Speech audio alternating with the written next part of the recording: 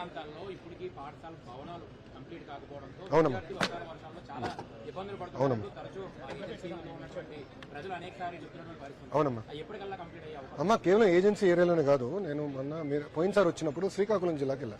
శ్రీకాకుళం పట్టణంలో ఉన్న మున్సిపల్ పాఠశాలకి వెళ్ళా. ఆ రోజు పెద్ద ఎత్తున వర్షం పడింది. అక్కడ నేను చూసా బిల్డింగ్ మొత్తం కారింది.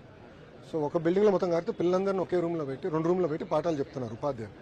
మీరు నా స్పీచ్ కూడా చూస్తే ఫస్ట్ అన్ని బిల్డింగ్స్ లీక్ ప్రూఫ్ చేయాలి, ఒక కోట్ పెయింట్ వేయాలి, బేసిక్ బెంచెస్ ఇవన్నీ చేయాలి. సో మా ఎస్టిమేట్ ప్రకారం సుమారు 5,000 కోట్ల రూపాయలు ఇన్ఫ్రాస్ట్రక్చర్ కోసం ఖర్చు అవుతుంది, అవసరం ఉంది. దానికి ఎలా బాండ్స్ రేజ్ చేయాలో మనం ముఖ్యమంత్రి గారు పీటీఎం మీటింగ్ తర్వాత హెలికాప్టర్లో కొంచెం డైరెక్షన్స్ ఇచ్చారు నాకు. అది అధికారులతో నేను టేకప్ చేస్తున్నాను. తప్పనిసరిగా ప్రభుత్వ పాఠశాలల్ని బలోపేతం చేసే బాధ్యత ఇండియా ప్రభుత్వం తీసుకుంటుంది. గత ప్రభుత్వం చేతగాంతనం వల్ల సుమారు 5 లక్షల మంది విద్యార్థులు ప్రభుత్వ పాఠశాలకు దూరం అయ్యారండి. 5 లక్షల మంది. ఇంటర్ మన జూనియర్ కళాశాల గురించి ఏనాడు పట్టించుకోవాలా. ఇప్పుడు సోషల్ వెల్ఫేర్ హాస్టల్స్ ఉన్నాయి.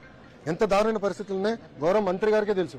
మంత్రి గారు నేను చర్చించాం, సంధ్యారాణి గారితో కూడా నేను మాట్లాడినప్పుడు కూడా ఎట్లా చేయాలి, టాయిలెట్స్ అంతా ఎట్లా చేయాలి, మనకు నిధులు అంటే ఫైనాన్సెస్ లిమిటెడ్ ఉండే సిఎస్ఆర్ ఫండ్స్ కూడా తీసుకుని ఇప్పుడు రిపేర్ చేస్తున్నారు. మంత్రి గారు పర్సనల్గా తీసుకున్నారు. సో నాడు నేయడానికి ఖర్చు పెట్టారు, కానీ స్కూల్స్కి ఎక్కడ రాలా, అన్ని స్కూల్స్కి రాలా.